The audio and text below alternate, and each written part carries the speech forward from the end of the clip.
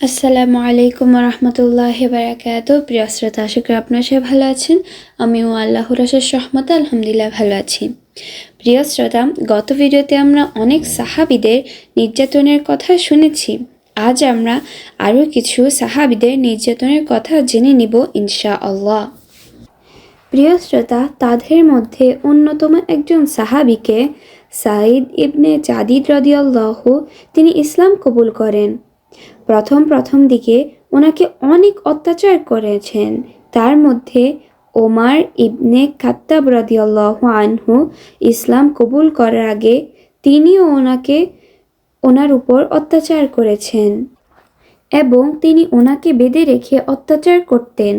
তখন ওই সাহাবী বলে, আল্লাহর কসম, তোমরা যদি দেখতে ওমর ইবনে খাত্তাব রাদিয়াল্লাহু আমাকে বেঁধে রেখে অনেক অত্যাচার করত এবং বলে আমি ইসলাম ছেড়ে দিতাম। তারপর ওই ওমর পরবর্তীতে ইসলাম কবুল করে ফেললেন। এর পরবর্তীতে মুআম্মিলের একজন মহিলা জারিয়া, ওনার উপর অনেক অত্যাচার করা হতো। বেঁধে রেখে মারতে মারতে ক্লান্ত হয়ে যেতেন।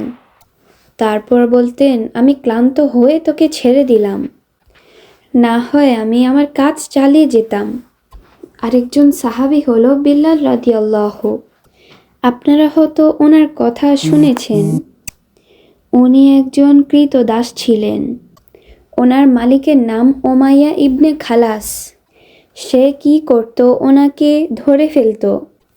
ঠিক যখন মাথার উপর অনেক তাপ এবং প্রখর সূর্যের আলো ছিল, এই সময় অনেক গরম আলো তাকে নিয়ে যেত এবং ওনাকে চিৎ করে শোয়াতো। গরম বালির উপরে বালুগুলো অনেক তাপ।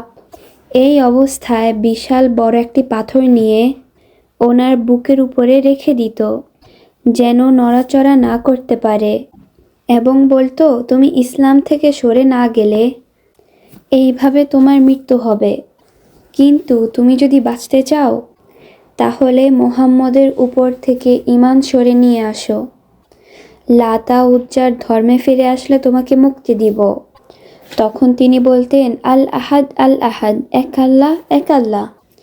কোনো রকম তিনি কম্প্রোমাইজ করেননি। এবং এরপর আলিয়াসের পরিবার, ওনার স্ত্রী, ওনার ছেলে, ওনারা 3 জন ইসলাম কবুল করেন। তখন আবু জাহেল আলিয়াসের পরিবারকে রোদের মধ্যে বাড়ির উপর চিৎ করে শুয়ে অনেক অত্যাচার নির্যাতন করতেন। এক পর্যায়ে তারা শহীদ হন। এরপর সুমাইয়া রাদিয়াল্লাহু আনহু, আম্মারের মা, তাকে অত্যাচার করে আবু জাহেল। এমন অত্যাচার করেছেন যে ওনার গোপন অঙ্গে বর্ষা নিক্ষেপ করেছেন। ওই অবস্থাতেই তিনি শহীদ হয়ে মৃত্যুবরণ করেছেন। সুমাইয়া রাদিয়াল্লাহু আনহু সর্বপ্রথম ইসলামের জন্য শহীদ হয়েছেন। তারপর ওনার ছেলে আম্মার রাদিয়াল্লাহুকে তারা অত্যাচার কন্টিনিউ করতেছেন। কোনো সময় তাকে গরম বালুর মধ্যে শুয়ে রাখতেন ঘন্টার পর ঘন্টা। আবার কোনো সময় তারা গরম পানির মধ্যে ডুবিয়ে রাখতেন এবং তারা বলতেন, দেখো, তোমাকে শাস্তি বন্ধ করব না যতক্ষণ না তুমি মুহাম্মদকে গালিগালাজ করো।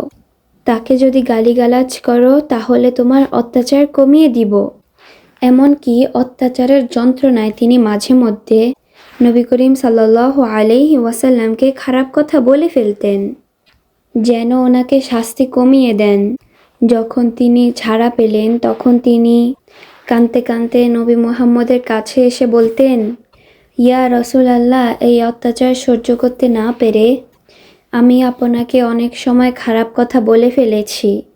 নবী করিম সাল্লাল্লাহু আলাইহি ওয়াসাল্লাম ওনার চোখের পানি নিজের হাতে মুছে দিতেন এবং বলতেন, ইয়া সাইরের পরিবার, তোমরা সবর করো, আল্লাহ তোমাদের প্রতিদান দিবেন।